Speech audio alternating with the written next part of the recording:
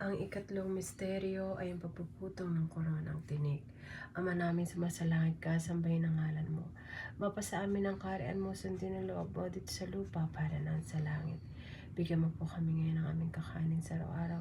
Patawarin mo kami sa aming mga sala, para nang papapatawad namin sa nagkakasala sa amin. Huwag mo kami pahintulot sa tukso at iadihan mo kami sa lahat ng masama. Amen. Aba, Ginoong Maria, napupuno ka ng grasya. Ang Panginoon Diyos ay sumasa iyo. Bukod kang pinagpala sa babaeng lahat, pinagpala naman ang iyong anak na si Jesus. Santa Maria, ang Ina ng Diyos, panalangin mo kami makasalanan, ngayon at kung kami mamatay. Amen. Aba, Ginoong Maria, napupuno ka ng grasya.